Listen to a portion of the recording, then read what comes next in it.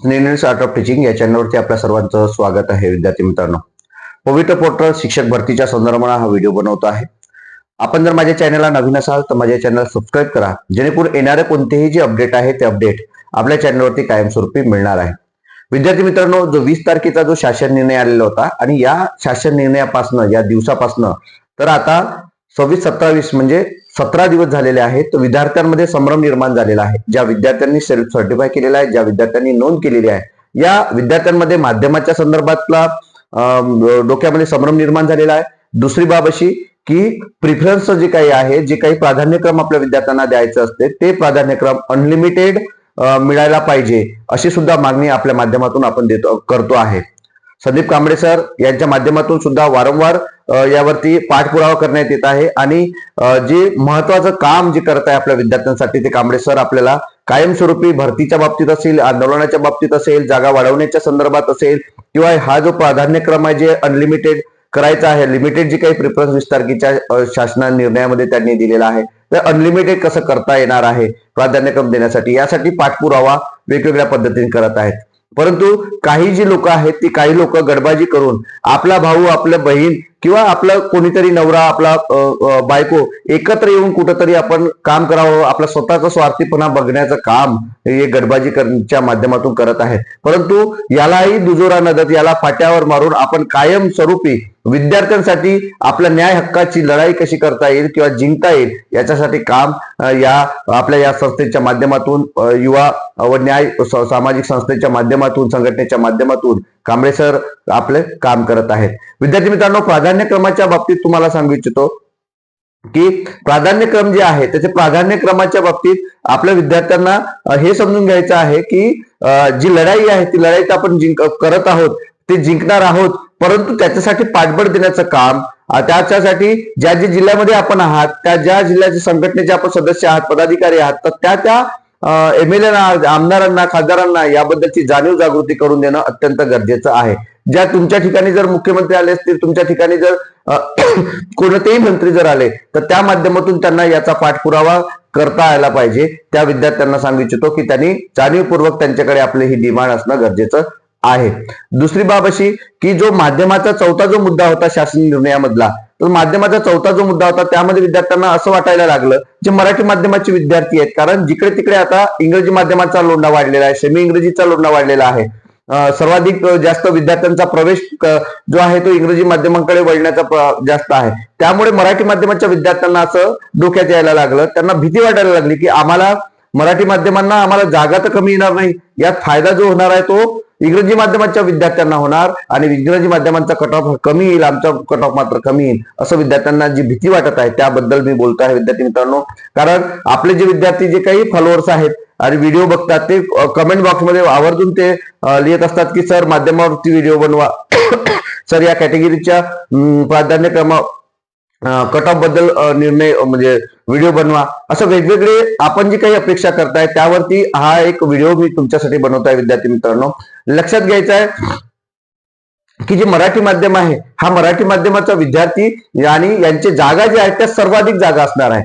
स्थानिक स्वराज्य संस्थांच्या मध्ये सर्वाधिक जागा असणार आहे. आपल्या सर्वांना माहिती आहे विद्यार्थी मित्रांनो, एक लक्षात घ्यायचं आहे, 27-28 हजार 27,500 ग्रामपंचायत या महाराष्ट्रामध्ये आहे. त्यात शाळांचा विचार जर आपण केला तर सर्वाधिक शाळा मराठी माध्यमाच्या ह्या जिल्हा परिषद शाळा, ह्या प्रत्येक गावागावात शाळा आहेत. ज्या गावची लोकसंख्या 500 आहे अशा 600 लोकसंख्या असणाऱ्या गावात सुद्धा शाळा आहेत. विद्यार्थी मित्रांनो, या ठिकाणी मराठी माध्यमाचा शिक्षक असणार आहे.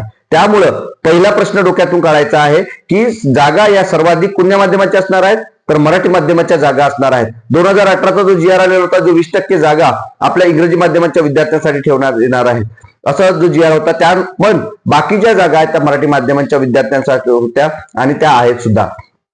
मग मराठी माध्यमाचा विद्यार्थी इंग्रजी माध्यमाला शिकवणार का, शिकवू शकणार आहे का? एक लक्षात घ्यायचं आहे, ज्यांचं माध्यम 10वीचं माध्यम या ठिकाणी पकडलं जातं, 10वीचं माध्यम जर तुमचं मराठी असेल, माध्यम मराठी जर असेल, तर तुम्ही नक्की शिक्षणाचं माध्यम लक्षात घ्या, शिक्षणाचं माध्यम जर मराठी असेल तर तुम्ही 10वी पर्यंत म्हणजे 1ली ते 8वी, 1ली ते 5वी हे तुम्ही मराठी माध्यमामधून शिकवणार आहात. आता सध्या सेमी इंग्रजीचा जो मुद्दा आलेला आहे, सेमी इंग्रजीमध्ये पूर्णच विषय इंग्रजीमध्ये नसतात, पूर्ण विषय इंग्रजीमध्ये नसतात आणि सेमी इंग्रजी हे काही माध्यम नाही, सेमी इंग्रजी हे पॅटर्न आहे हे समजून घेणं गरजेचं आहे. त्यामुळं त्या सर्व विद्यार्थी काही सेमी इंग्रजीचे 2 विषय इंग्रजीमध्ये असतात, एक मॅथ आणि इंग्रजी जो सायन्स असतो ते इंग्रजी माध्यमात इंग्रजीमध्ये असतात, बाकी सर्व विषय जे काही आहेत ते विषय मराठी माध्यमामध्ये असते. मग याला पात्र कोण असणार आहे, तर ज्या विद्यार्थ्यांनी जी पदविका आहेत म्हणजे शिक्षक अध्यापक पदविका जी आहे ती पदविका जर तुम्ही इंग्रजी माध्यमातून करत असाल तर तुम्ही या ठिकाणी काय होणार आहात, पात्र होणार आहात. त्यामुळं त्या विद्यार्थ्यांनी दोन्ही गोष्टी समजून घ्यायच्या आहे. मराठी माध्यमाला कोण, जो 10वी पर्यंत 10वीचा माध्यम मराठी आहे. इंग्रजी सेमी इंग्रजी माध्यमाला कोण, ज्याचं माध्यम काय आहे, इंग्रजी माध्यम आहे. कशाचं, डीएड पदविकेचं माध्यम जर त्यांचं इंग्रजी असेल तर तुम्ही त्या ठिकाणी पात्र असणार आहात. नंतर अजून एक त्या ठिकाणी मुद्दा दिलेला आहे की जर जर विद्यार्थी त्या ठिकाणी मिळाले नाहीत, सेमी इंग्रजी किंवा इंग्रजी माध्यमाचे विद्यार्थी त्या ठिकाणी मिळाले नाहीत, तर ज्या विद्यार्थ्यांचं सायन्स 12वी असेल, ज्या विद्यार्थ्यांनी BA किंवा कोणत्याही डिग्रीला इंग्रजी विषय घेऊन डिग्री केलेली असेल, नंतर पदव्युत्तर तुमचं माध्यम इंग्रजी असेल, वरचं माध्यम इंग्रजी असेल, तर अशा विद्यार्थ्यांना त्या ठिकाणी संधी मिळणार आहे. जरी तुमचं पहिलीपासून 10वी पर्यंत माध्यम मराठी जरी असेल तरी पण तुम्ही 11वी सायन्स असाल, ग्रॅज्युएशनला तुम्हाला इंग्रजी विषय घेऊन तुम्ही डिग्री केली असाल, पदव्युत्तर तुमचं माध्यम इंग्रजी असेल, अशा विविध इंग्रजी माध्यमाचं जर तुमचा त्या ठिकाणी शिक्षण झालेलं असेल तर तुम्ही 10वी पर्यंत जरी मराठी असाल तरी सुद्धा त्या ठिकाणी तुम्हाला संधी मिळणार आहे. जर यांचे शिक्षक या डीएड पदविकेचे विद्यार्थी इंग्रजी माध्यमाचे मिळाले नाहीत तर हे सुद्धा त्या ठिकाणी नमूद केलेलं आहे. हे समजून घेणं अत्यंत गरजेचं आहे, कारण विद्यार्थ्यांच्या मनामध्ये एक संभ्रम निर्माण झालेला होता की मराठी माध्यमाच्या जागा, कारण आपल्याला इंग्रजीला ट्रोल करायचं नाही, इंग्रजी माध्यमाच्या विद्यार्थ्यांना काहीच म्हणायचं नाही, कारण जे गोष्ट तुमच्या डोक्यामध्ये आहे, तुमच्या डोक्यामध्ये संभ्रम निर्माण करतायत ते दूर करण्याचा प्रयत्न मी करतो आहे. विद्यार्थी मित्रांनो, हे दोन्ही गोष्टी आपल्याला समजलं असेल असं मला वाटतंय. त्यामुळे तुम्हाला जर अजून काही तुमच्या समस्या असतील किंवा तुमच्या काही मार्गदर्शन पाहिजे असेल तर डिस्क्रिप्शन बॉक्समध्ये दिलेली जी काही लिंक आहे त्या 3 लिंक आहे. Sneh Neel's art of teaching Telegram चॅनलची लिंक आहे, नंतर व्हॉट्सअप चॅनलची लिंक आहे आणि ग्रुपची सुद्धा लिंक आहे. या तिन्ही लिंकला तुम्ही जॉईन व्हा. माझा नंबर सुद्धा त्या ठिकाणी तुम्ही फोन करू शकता, मेसेज करू शकता विद्यार्थी मित्रांनो, आणि आपल्या समस्याचं निराकरण त्या ठिकाणी करू शकता.